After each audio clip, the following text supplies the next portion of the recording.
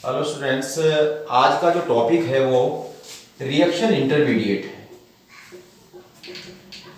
Reaction intermediate,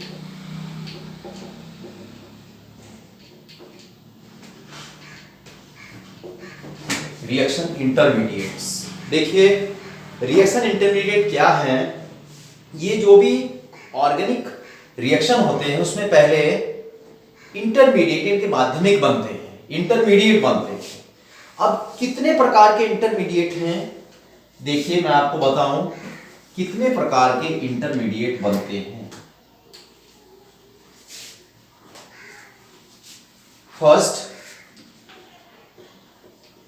carbanion intermediate, और second कार्बेकेटायन intermediate, कार्बेकेटायन intermediate, और third free radical intermediate, free radical intermediate.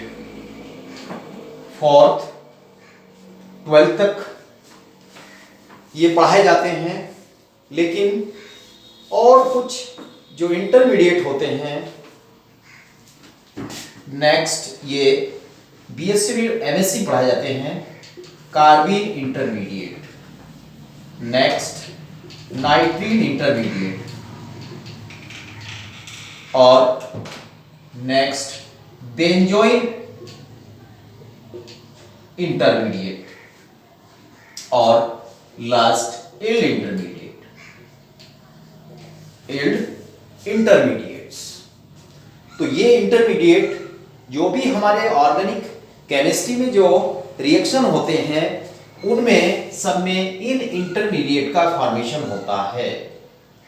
इन्हें reaction intermediate कहते हैं। देखिए, रिएक्शन इंटरमीडिएट कैसे बनते हैं, मैं अलग अलग इन पर सब पर चर्चा करूंगा, एक एक को मैं अलग अलग आपको पढ़ाऊंगा। रिएक्शन इंटरमीडिएट, ये first carbanion intermediate, second कार्बेकेटायन intermediate, और थर्ड फ्री रेडिकल इंटरमीडिएट, और फोर्थ कार्बीन इंटरमीडिएट, और फिफ्थ नाइट्रीन इंटरमीडिएट, और सिक्स बेंजोइन इंटरमीडिएट, और लास्ट इल्ड्स। एक इनोलेट भी होता है, अगर मैं बात करूं, ये भी इनोलेट्स भी बनते हैं, इनोलेट्स, ये भी इंटरमीडिएट। फर्स्ट, सेकंड, और ये third, fourth, fifth, six, seven और 8 इंटरमीडिएट। ये इंटरमीडिएट बनते हैं जिनके माध्यम से सभी ऑर्गेनिक केमिस्ट्री के केमिकल रिएक्शन कंप्लीट होते हैं। आज मैं आपको कार्बेनायन इंटरमीडिएट कब, कहां, कैसे और कौन कौन सी रिएक्शन ये देते हैं, तो ये आप लोगों को आज पढ़ाऊंगा। नोट कर लीजिए आप कि कौन कौन से इंटरमीडिएट बनते हैं।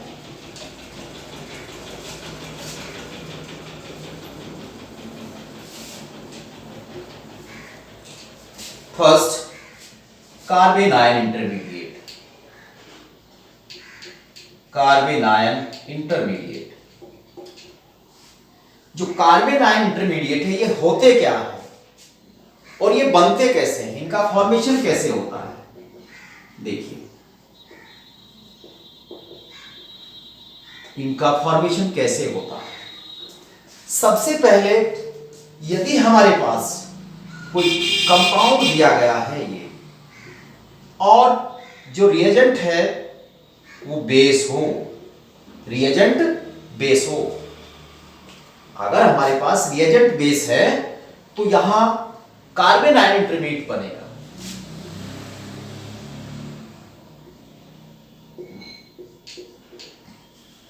कार्बेनायन इंटरमीडिएट बनता है। लेकिन मैं आपको और बताऊं कि जरूरी बात नहीं कि हमारे पास ये हाइड्रोकार्बन हो, कुछ ग्रुप भी जुड़े होते हैं। यदि इसकी जो पहचान है कि कैसे और कहां, देखिए, इसमें जो अल्फा कार्बन एटम होता है, जो अल्फा कार्बन एटम होता है, यानी कि अल्फा कार्बन एटम पर CH बॉन्ड वीक होना चाहिए। CH बॉन्ड वीक होना चाहिए, तब हमारे पास कार्बन आयन इंटरमीडिएट बनेगा। और अल्फा कार्बन एटम के साथ में निम्न ग्रुप NO2, CN ग्रुप और COOH ग्रुप, ये ग्रुप हमारे अवश्य होने चाहिए तब, और बेस अगर अटैक कर रहा है तब कार्बन आयन इंटरमीडिएट बनता है। देखिए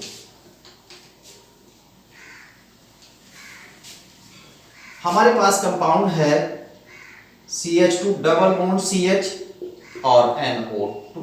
देखिए ये हमारे पास अल्फा कार्बन एटम है, अल्फा कार्बन एटम है, और यहां मैं बेस ले लेता हूं C2H5O माइनस, एक न्यूक्लियोफिलिक रिएजेंट। तो यह इस H को एक्सेप्ट करेगा।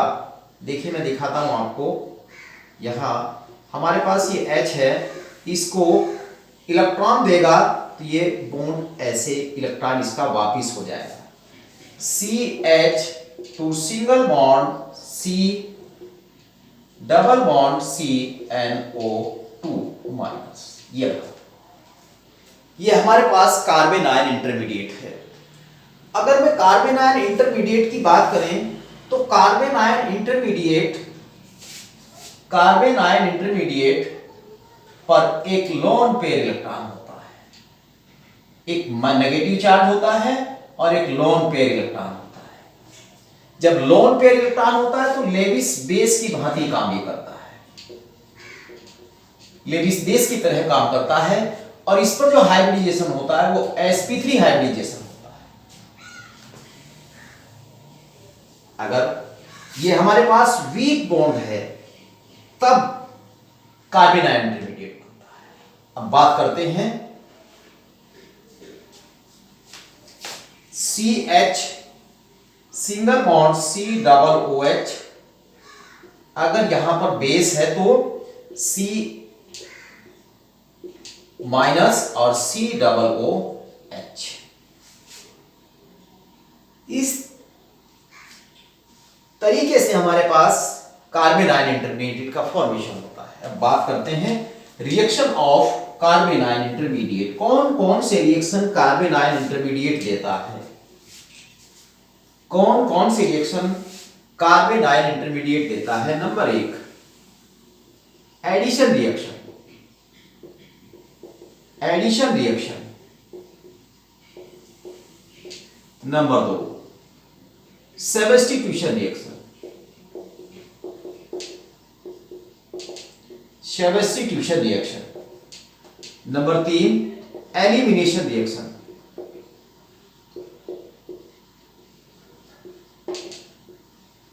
Elimination reaction. 4 रीअरेंजमेंट रिएक्शन,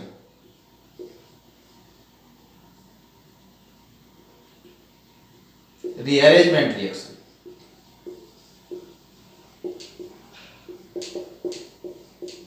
और 5th oxidation reaction, oxidation reaction. Note कर लीजिए कार्बन आयन इंटरमीडिएट में कौन कौन से रिएक्शन होते हैं।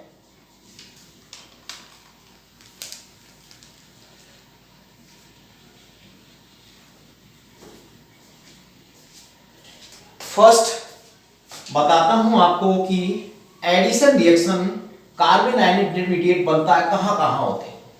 देखिए एल्डोल कंडेंसेशन में भी होता है, और देखिए मैं रिएक्शन बता देता हूं आपको एल्डोल कंडेंसेशन में कैसे होता है।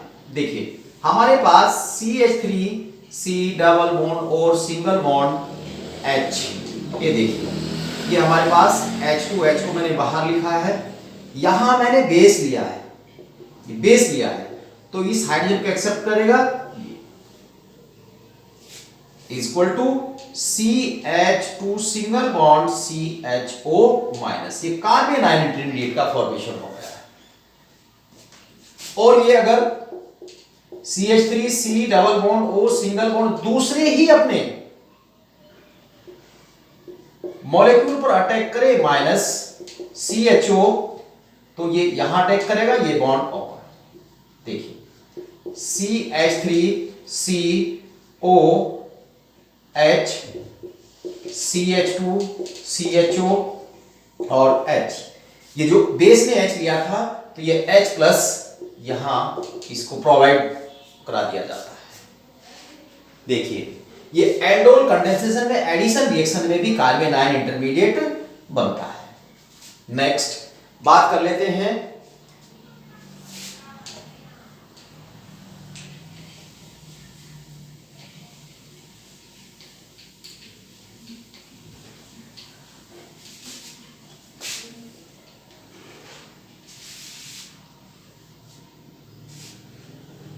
Elimination reaction.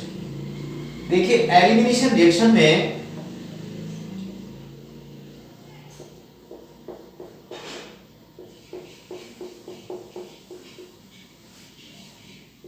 देखिए हमारे पास बेस है, यह है इस अल्फा हाइड्रोजन को एक्सेप्ट करेगा क्योंकि यहां पर ये बॉन्ड वीक है।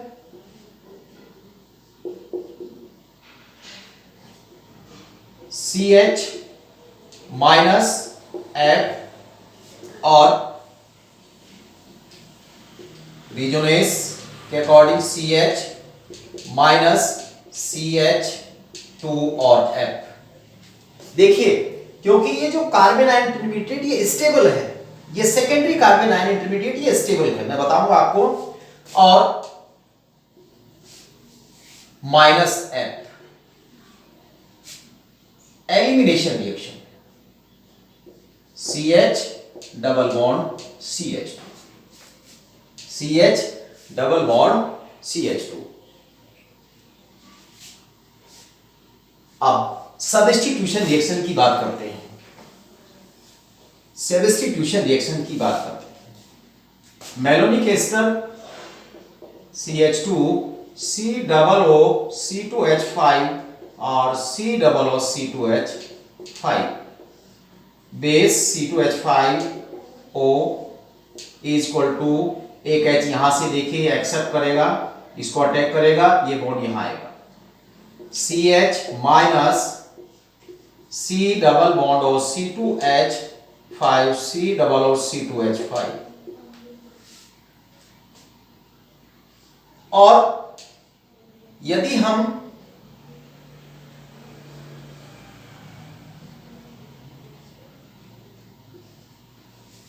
वन क्लोरो साइक्लोपेंटीन के साथ यदि हम रिएक्शन कराएं तो क्या रिएक्शन होगा। देखिए CH C double O C2H5 और C डबल O C2H5।